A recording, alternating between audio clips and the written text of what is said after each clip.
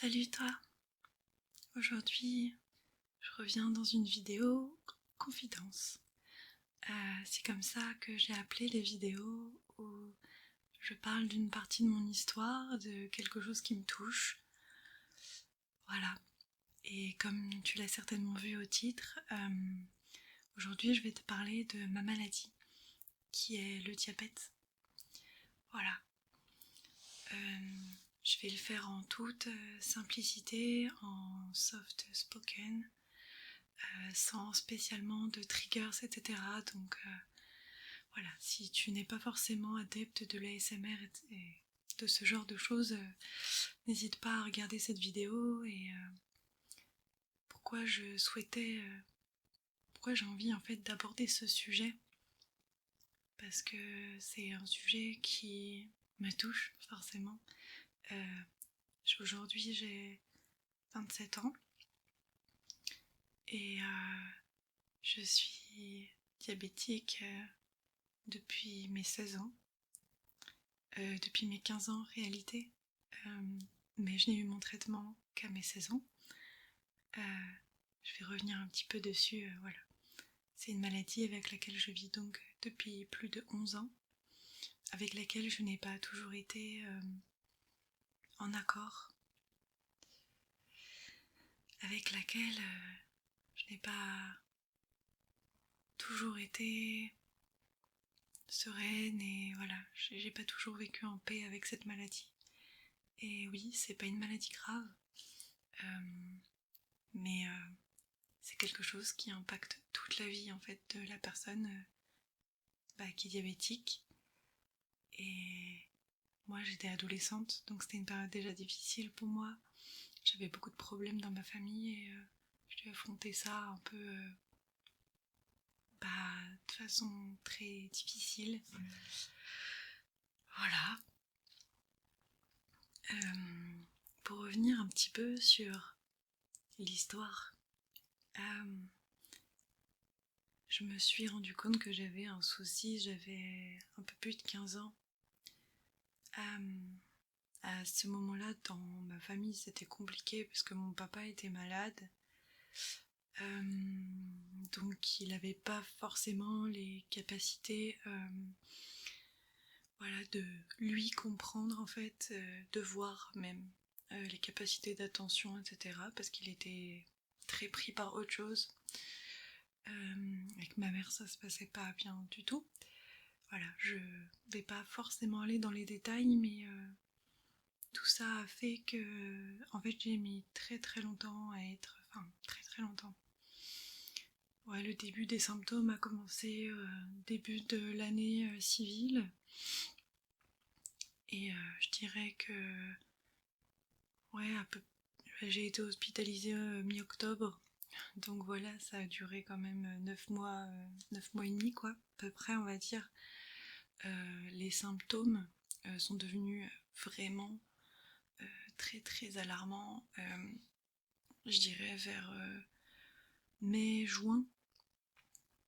Voilà, c'est vraiment à ce moment-là où moi je me suis dit, là, il y a un problème. Il y a vraiment un problème, c'est pas une question d'adolescence, contrairement à ce qu'on essayait de me faire croire. Il y a une petite mouche.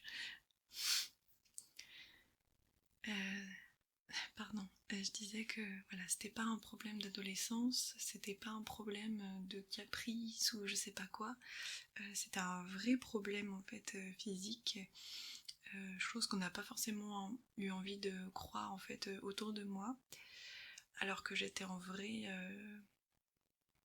souffrance. Je n'avais plus faim de nourriture normale, par contre je mangeais toujours des choses sucrées. C'était extrêmement difficile d'être face à ça, de voir son propre corps dépérir, clairement. Je faisais la même taille qu'aujourd'hui approximativement, j'avais déjà fait ma croissance quoi. Et je... Désolée, je pleure pas, hein, c'est juste que j'ai un cheveu dans l'œil et un poil de mon lapin, je pense, parce que... voilà. Bref. j'étais en grande souffrance, je faisais à peu près la même taille qu'aujourd'hui, mais je faisais 15 kilos de moins. Donc vous imaginez, enfin voilà, je sais qu'on voit pas ma corpulence, mais voilà, j'ai des tout petits bras et mes jambes sont approximativement pareilles. Voilà, je suis quelqu'un d'assez mince et forcément 15 kilos de moins, c'est pas rien. Voilà, donc je vous explique pas mon état physique et énergétique, c'était une catastrophe. Voilà.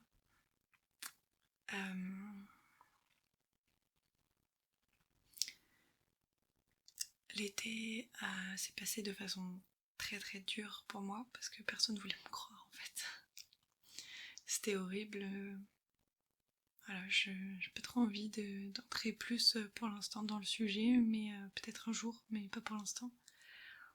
Mais voilà, personne ne voulait me croire en fait.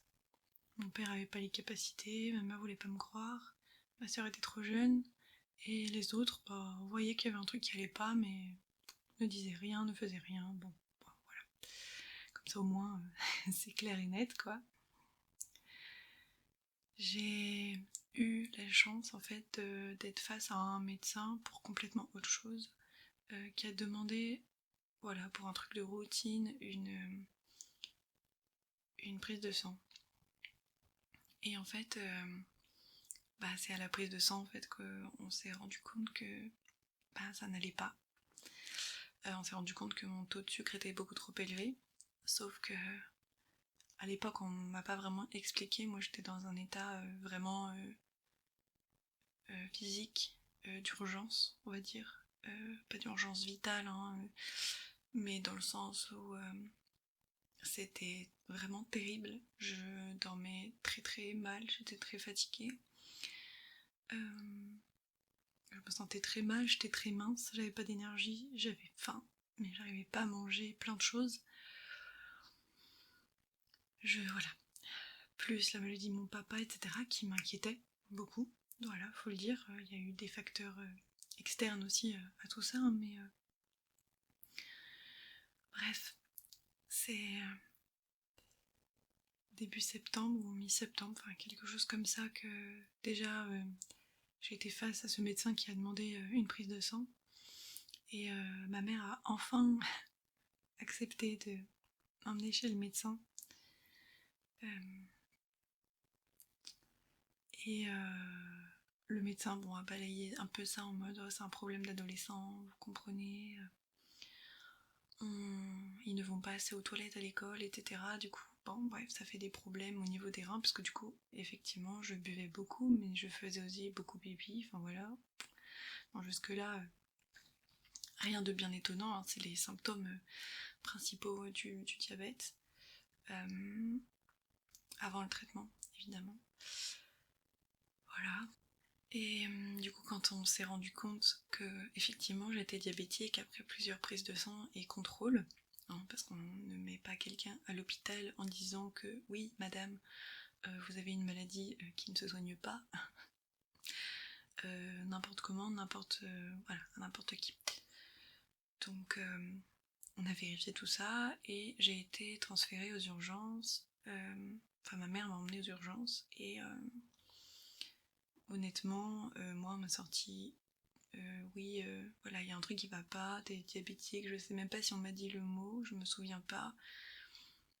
Mais en fait, je savais pas ce que c'était.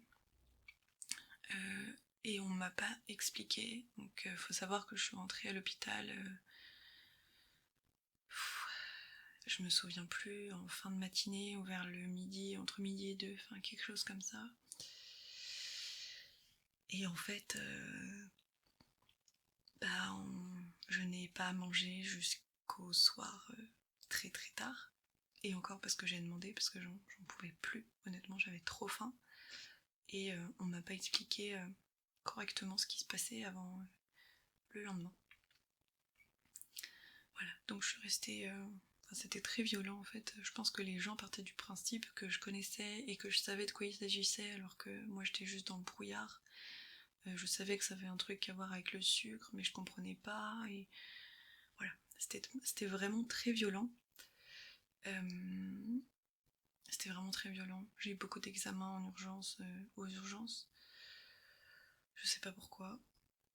Honnêtement, je sais pas pourquoi. Je pense pour les conséquences et la gravité de la situation à l'instant T. Bref. J'ai fait 10 jours aux urgences. J'ai eu la chance, malgré mes tout juste 16 ans, d'avoir été en hôpital, du coup, pédiatrique. Donc voilà, j'étais dans un environnement un petit peu plus joyeux, on va dire, et un petit peu plus sympa que juste l'hôpital, quoi. Parce que c'était quand même dur, j'avais pas le droit de sortir. Pendant longtemps, je pas eu le droit de sortir. Je faisais mon traitement. Il y a des choses, franchement, c'était hyper dur. Moi, j'étais en année de bac. Les autres, c'était des enfants. J'étais la plus grande. Et en fait, c'était vraiment dur parce que du coup, j'étais vraiment très isolée. J'étais vraiment très très isolée. Après, j'ai eu la chance, voilà, d'avoir ma famille qui a pu venir très souvent, m'appeler tous les jours, y compris mes meilleurs amis. Donc voilà, ça m'a fait beaucoup de bien. Ça m'a permis d'avoir un pied avec l'extérieur. J'étais en pleine panique parce que du coup j'étais dans mon année de première, donc à l'époque, je sais pas comment ça se fait aujourd'hui, mais à l'époque il y avait un bac. Du coup à la fin de l'année de première, donc j'avais très peur, enfin il y avait beaucoup de choses, voilà. Et ça a été très dur d'accepter d'être malade. Euh, sur le moment, quand on est dans notre bulle à l'hôpital, même ça a beau être un environnement difficile, on est quand même dans une bulle protégée, avec une équipe médicale à H24 en fait avec nous. J'étais dans l'apprentissage de mon traitement, de comment ça marchait, etc. Donc du coup on va dire que je m'ennuyais pas trop, enfin ça va quoi, les journées étaient un peu longues honnêtement, mais ça allait, voilà. Ça allait et quand je suis sortie par contre le choc il a été assez violent. Je suis allée voir mes camarades de classe et mes amis au lycée que j'avais pas vu depuis 2 semaines du coup. J'avais dit à tout le monde que je voulais pas que les gens sachent ce qui se passait parce que j'avais très peur du rejet. On sait comment ça se passe quand on est enfant et on a beau avoir 16 ans et être plus grand et tout, on n'est pas forcément plus mature et en fait j'avais très peur en fait de me faire rejeter par mes amis et par voilà de subir du harcèlement ou de ce genre de choses. Donc j'ai voulu l'annoncer moi-même, ce que j'ai fait, ce qui était beaucoup plus dur que ce que je pensais, mais je l'ai fait. Et j'ai mis en place mon traitement, j'ai géré, j'ai appris.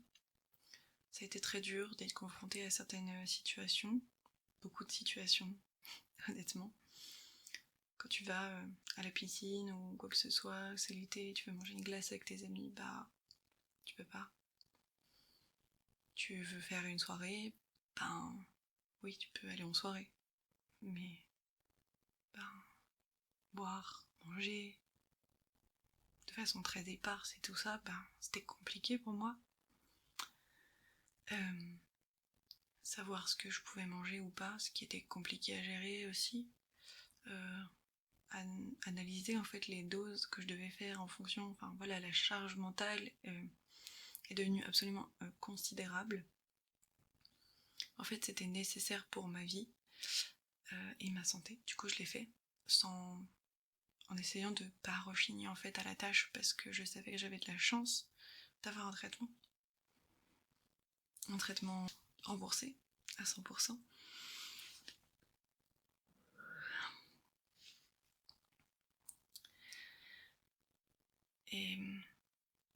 Et en fait, j'ai fait comme ça.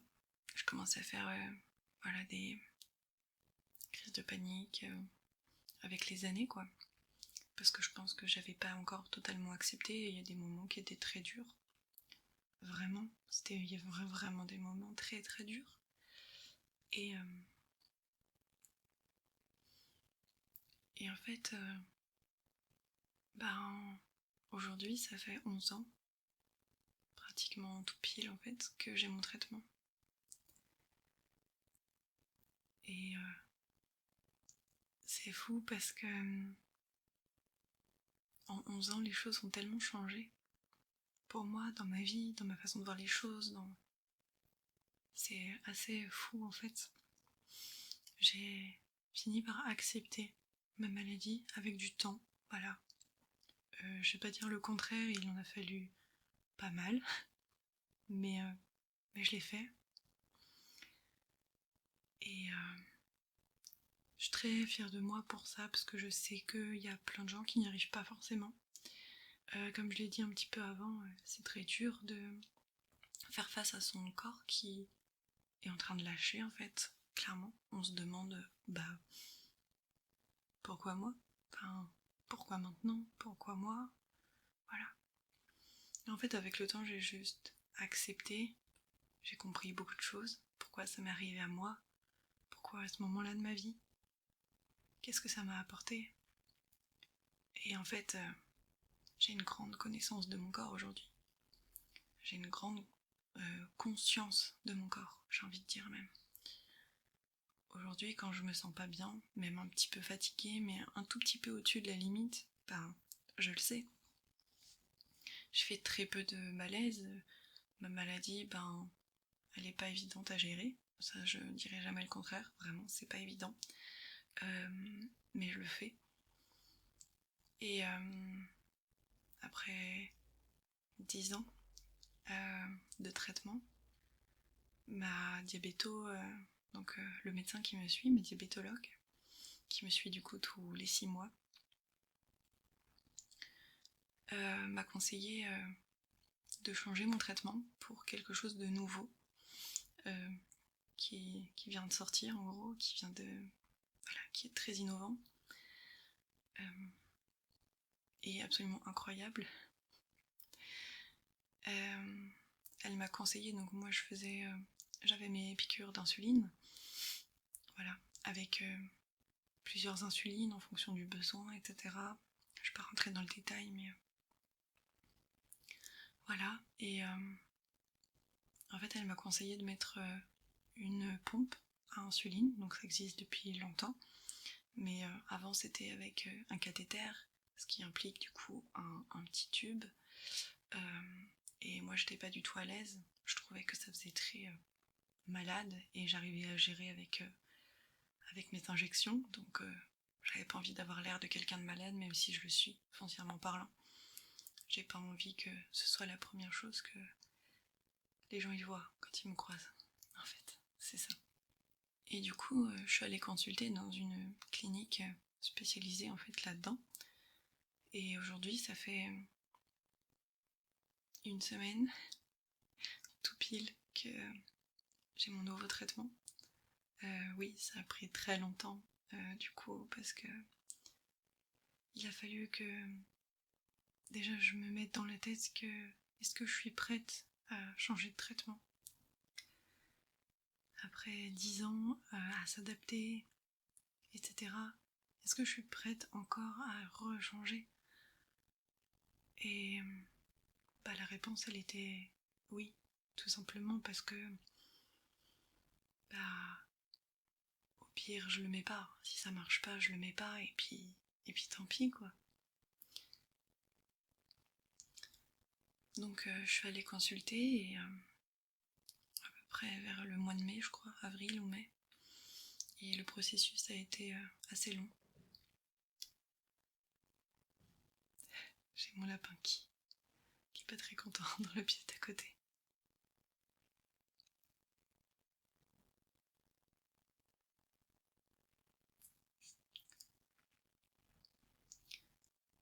Le processus a été très très long. Ça aurait pu l'être encore plus. Hein. Et il n'est pas totalement fini. Je suis très très fière de moi. C'était une démarche assez difficile à faire, je dois dire. Et aujourd'hui j'ai un nouveau traitement. Et je me rends compte après une semaine seulement que ma charge mentale, elle est divisée par 10. c'est... Du coup j'ai une pompe mais sans cathéter en fait, c'est une pompe patch donc qui se colle à la peau que je change tous les 3 jours. Donc au lieu de environ 4 piqûres d'insuline par jour, je ne fais plus qu'une seule piqûre en fait tous les 3 jours. Enfin, je pique ma peau plus qu'une fois tous les 3 jours. Après la dose d'insuline, je l'injecte grâce à une petite télécommande en fait, c'est moi qui décide de la dose encore. Mais voilà, c'est incroyable. Ma peau dit merci quoi. J'ai plus 3 millions de bleus, en tout cas ils commencent à partir, ceux que j'avais encore. Parce qu'évidemment, se faire 4 piqûres par jour, vous imaginez bien que en changeant les points d'injection à chaque fois, parce que c'est nécessaire,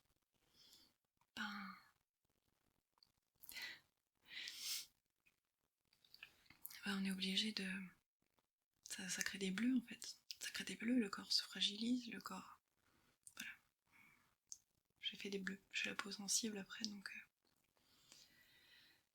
Et aujourd'hui, ça va se résorber. Alors oui, il y a des choses auxquelles il faut que je fasse attention, mais ma charge mentale, elle dit merci quoi. Vraiment.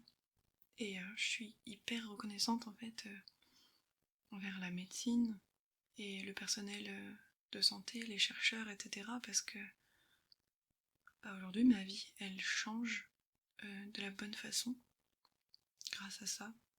Et en fait, je suis hyper reconnaissante d'avoir écouté mon médecin et d'avoir eu le choix en fait de le faire ou pas, d'avoir eu le temps de prendre, de faire ma réflexion, de faire réfléchir à tout ce dont j'avais à réfléchir en fait pour prendre cette décision sereinement. Et ça a été beaucoup d'efforts, psychologiquement parlant. Je dois vraiment l'avouer, ça a été vraiment dur. Mais aujourd'hui, franchement, je suis tellement heureuse d'avoir fait cette démarche. Et quand je vois la moi d'il y a 11 ans, en détresse complète face à mon corps, face à ma santé, face à toute cette situation en fait, et la moi d'aujourd'hui, c'est pas que ça qui m'a forgée, on est bien d'accord. Mais je suis trop reconnaissante. En fait, je suis hyper reconnaissante et c'est un sentiment incroyablement satisfaisant. Et pourquoi j'avais envie de vous parler de ça? Ça pourrait être la question. Honnêtement, je crois que j'avais juste besoin de les ressortir en fait, ce que j'avais besoin de sortir. Ça a été tellement dur en fait quand j'ai appris que j'étais malade. Ça a été tellement dur d'accepter d'être malade, ça a été tellement dur d'être différente des autres.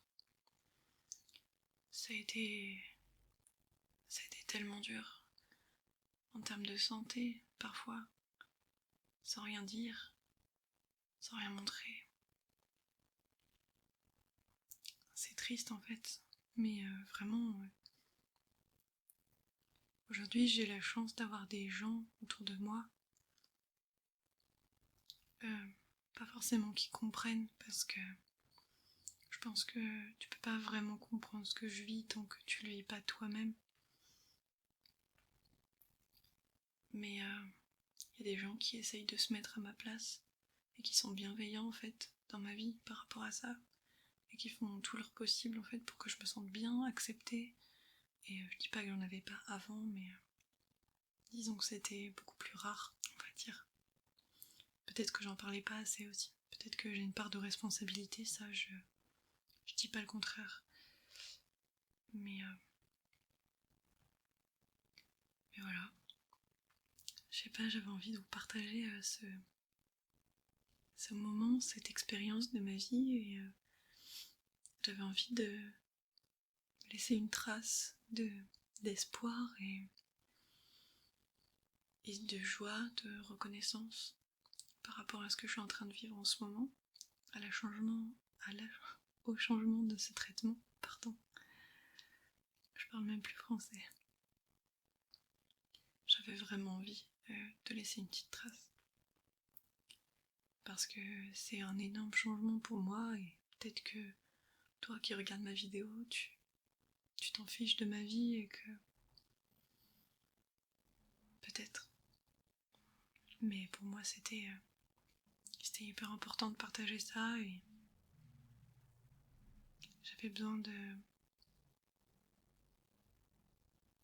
montrer en fait à quel point les choses elles peuvent changer, même quand ça va pas, même quand on n'a pas l'impression que ça pourra aller mieux. Moi, à 16 ans, on m'a dit que j'avais une maladie qui se guérirait jamais. J'ai un traitement pour vivre bien, correctement. Aujourd'hui, encore plus que bien. Beaucoup plus normalement qu'il y a 2 semaines. Mais Odin.